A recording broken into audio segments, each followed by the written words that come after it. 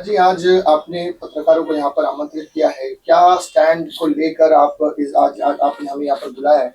लोगों का कहना है कि भरत देशमुख अपने आने वाले चुनाव में कैंडिडेट के तौर पे लोग देख रहे हैं। आपका स्टैंड क्या है? क्या लड़ना चाह रही हैं या लोगों को समर्थन देंगी?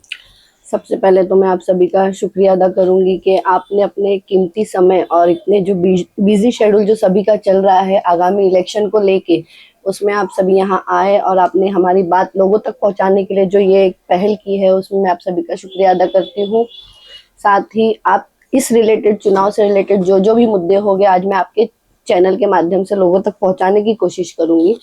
जिसमें सबसे पहले तो ये मेरा कहना है कि लोगों में जो यहाँ पे अफवाह है कि मैं कहीं ना कहीं कैंडिडेट के रूप में उतर सकती हूँ, तो पहले भी मैंने आप ही के हिंदुस्तान टाइम्स के माध्यम से, ये हिंदुस्तान डेली के माध्यम से लोगों को ये चीजें पहुंचाने की कोशिश की थी कि कॉरपोरेशन इलेक्शन को लेके ऐसी मेरी कोई खास इच्छा नहीं है इलेक्शन लड़ने की। लेकिन हमारे साथ जो लोग काम करते हैं, हमारे साथ जो लोग मेहनत कर रहे हैं, आज सालों से लोगों के बीच में उनकी मेहनत रही है, वैसे हमारे जो लोग हैं अगर इलेक्शन में खड़े होना चाहेंगे तो हम उसे सपोर्ट करेंगे, उनका साथ देंगे। अनस को और आपके साथ भी कुछ लोग समर्थन में थे, आज वो लोग भी कांग्रेस के माध्यम से फॉर्म भर रहे हैं और आप खुद जो कि यूबीटी से ताल्लुक रखती हैं, तो कैसा होगा कि यूबीटी को समर्थन दिया जाएगा या जो लोग आपके साथ जुड़े हैं आप उनके साथ जाना बेहतर समझती हैं? यूबीटी का ऐसा है कि मैं कोई यूबीटी उद्धव बाळासाहेब ठाकरे की जो शिवसेना है उसमें मैं कोई ऐसी पोस्ट पे नहीं हूँ। हाँ, मेरा उनके लीडर माननीय अंबादास दानवे साहब से एक फैमिली रिलेशन है, जिसकी वजह से मेरा आज चेहरा शिवसेना को लेकर लोगों के सामने है। लेकिन मेरी ऐसी कोई वजह नहीं है कि अगर इलेक्शन आता है तो मैं शिवसेना या शिवसेना के कैंडिडेट को सपोर्ट करूंगी।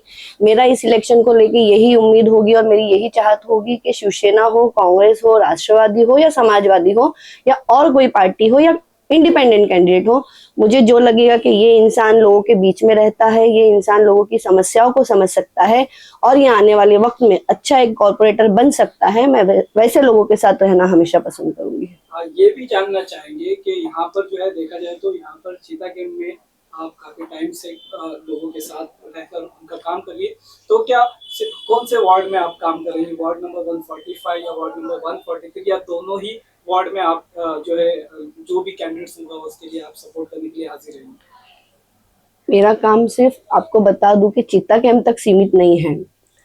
पिछले साल एमएलए और एमएलए का जो इलेक्शन रहा है उसमें मैं खुद कैंडिडेट के रूप में उतरी थी। मैंने इंडिपेंडेंट भी फॉर्म भरी थी। मैंने अनुशक्ति नगर के हर एक इलाके में खुद पर्सनली गई हूँ, लोगों की समस्याओं को देखी हूँ।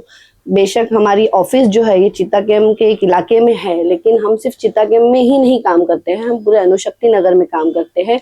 और रही बात वार्ड के हिसाब से, तो जहाँ जहाँ 143 हो, 144 हो, 145 हो, 146 हो, हमारे कैंडिडेट हो गए। जहाँ पे मुझे जरूरत होगी काम करने की, मैं वहाँ पे दिन रात काम करूंगी और उनके लिए मेहनत करूंगी।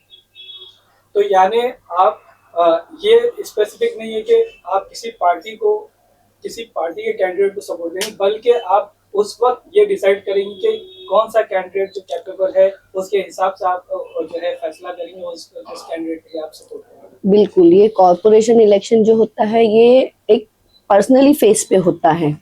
हमारे बीच के जो लोग होते हैं वो कितना लोगों को समझते हैं, कितना लोगों की तकलीफों को महसूस करते हैं, कितना लोगों के लिए दिन रात वक्त देते हैं, ये उस पे होता है।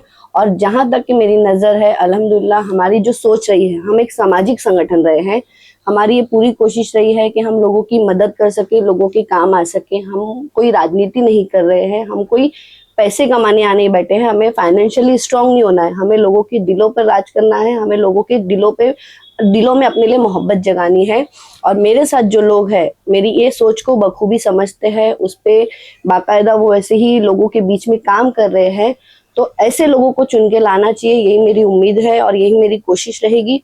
और मैं ऐसे लोग जहाँ पे भी खड़े होंगे उनका सपोर्ट करूंगी। एक और सवाल आपसे लेना चाहेंगे। एक चीज ये देखी गई है, कई जगह पे जितनी भी पॉलिटिकल पार्टीज है उनकी तरफ से एक पार्टी से जो है कई जो है उम्मीदवार रेस में लगे हैं, या ऐसी सिचुएशन में आप क्या करें? क्योंकि देखिए आखिर में होना तो एक ही है कि किसी एक ही कैंडिडेट को टिकट मिलेगा। ऐसी सिचुएशन में आप काफी सोशली आप काम करती हैं, आप पॉलिटिकली आपने चीजों को देखा है, तो ऐसी सिचुएशन में आप क्या कहना चाहिए ये बताएं।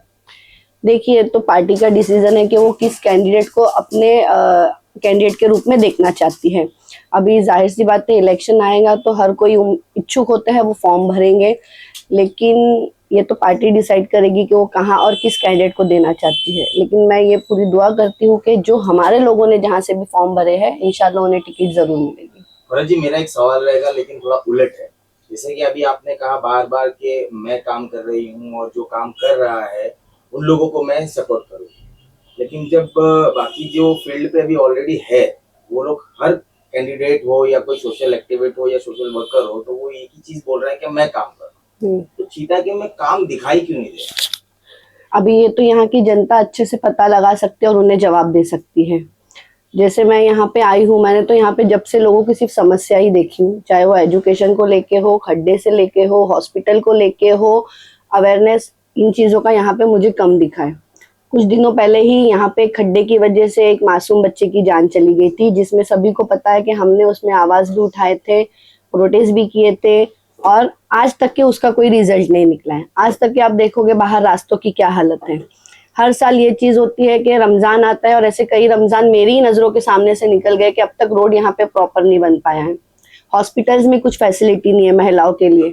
हमने यहाँ पे हॉस्पिटल के भी मुद्दों पे आवाज़ उठाए हैं। तो हर कोई होगा, मैं ये नहीं कह रही कि मैं ही काम कर रही हूँ, मेरी तरह और भी लोग होंगे काम कर रहे हैं, लेकिन रिजल्ट नहीं मिल पा रहा होगा शायद, इसीलिए आज हमें ज़रूरत पड़ी है उन मुद्दों पे आवाज़ उठाने की। देखा गया था कि इतने सालों में समाजवादी पार्टी का कोई अस्तित्व चीता कैंप में इतना खासा नहीं था, लेकिन अब जो है ऑल ओवर चीता कैंप यानी कि अणुशक्ति नगर में कहेंगे कि हर जगह से उनके कैंडिडेट भारी मात्रा में आ रहे हैं। कुछ उन्होंने पार्टी बदल दी और कुछ पार्टी में नए ज्वाइन हुए। उस बारे में आपकी क्या राय है? देखिए, इलेक्शन का ऐसा पीरियड होता है, ऐसा एक वक्त होता है कि हर कोई यही कोशिश करता है कि ये नहीं तो ये नहीं तो ये, कोई ना कोई पार्टी से हमें टिकट मिल जाए। ये वही माहौल अभी चला है। आज जो समाजवादी में है, आज जो कांग्रेस में है, आज जो राष्ट्रवादी में है, आज जो शिवसेना में है, हम ये नहीं बोल सकते कि कल वो उसी में रहेंगे या नहीं रहेंगे।